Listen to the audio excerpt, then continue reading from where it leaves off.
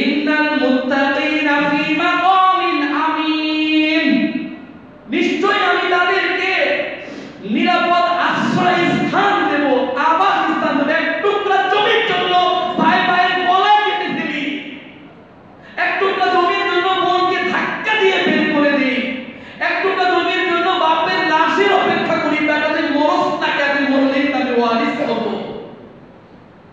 তোরা মনে করিস পরকালে তোদের জন্য কিছু আছে?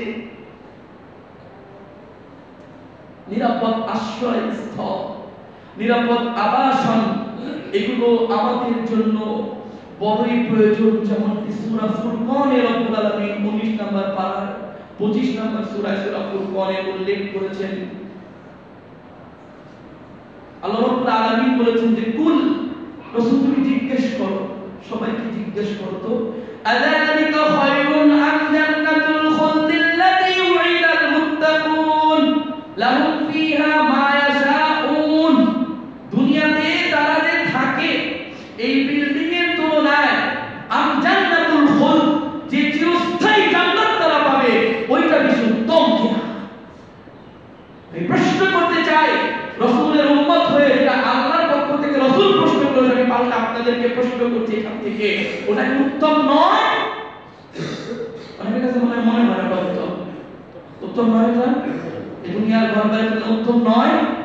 কুল আযালিকা খায়র, আযালিকা খায়র, it is not great for you. আল্লাহ বলেন এটা তোমার জন্য সুন্দর নয়, ভালো নয়, উত্তম নয়, মূল্যবান নয়, মর্যাদাবান নয়, যে জান্নাত তোমাদেরকে দেওয়া হবে সেখানে তোমরা যা ইচ্ছা তাই পাবে।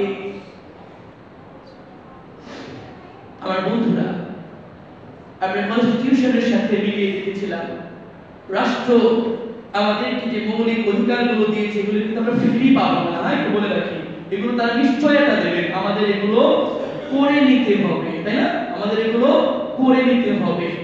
আল্লাহ রাব্বুল আলামিন আমাদেরকে এই মৌলিক জিনিসগুলো জান্নাতে দেবেন, এগুলো আমাদেরকে করে নিতে হবে না। এই হলো দুনিয়ার জীবন, পরকালীন জীবন, যার মধ্যে বিন্দু মাত্র ইলম আছে, সামান্যতম জ্ঞান আছে, আর তার জন্য খুতবার দরকার নাই, জীবনেও খুতবার দরকার নাই। সে এই আজকের এই খুতবাটা যদি এই তোর ভিতরে এই গিফট, যা আমি আপনাদের জন্য 8 থেকে 9 ঘন্টা পড়াশোনা করে নিয়ে আসছি, আমি আশা করব গতকালের যে কথা আমি বলেছিলাম, দুইটি দল হয়ে যাবে কিয়ামতের দিন, ফারিকুন ফিল জান্নাহ, এক দল যাবে জান্নাতে, ওয়া ফারিকুন ফিস সাঈর, আরেক দল যাবে জাহান্নামে। না, time is not in our job. We have to decide, we have to make decision for ourselves. আমাদেরকে একটা সিদ্ধান্ত গ্রহণ করতে হবে আমাদের নিজেদের জন্য। what we want, কি চাই আমরা, কি চাই আমরা। আমরা ব্যালেন্স করতে পারছি না দুনিয়া এবং পরকালকে। আমরা প্রাধান্য দিচ্ছি দুনিয়ার জীবনকে, কখনো শারীরিক তুলনায়, কখনো গহনার তুলনায়, কখনো পাঞ্জাবির তুলনায়, কখনো ঘড়ি বা মোবাইলের তুলনায়। আমরা বুঝতেছি না আমরা কি হারাচ্ছি। বন্ধুরা, আল্লাহর কাছে দোয়া করো। অনেক কিছু বলার ছিল, এখনো মনে মনে আছে, ব্রেনে আছে, এটুকুই শেষ করে দেব। আমি দোয়া করব রব্বুল আলামিন আমাদেরকে তার দেওয়া এই মৌলিক অধিকারগুলো, যেগুলো তিনি আমাদের, সবই জান্নাতের মৌলিক অধিকার, সবই তিনি আমাদেরকে ফ্রি দেবেন।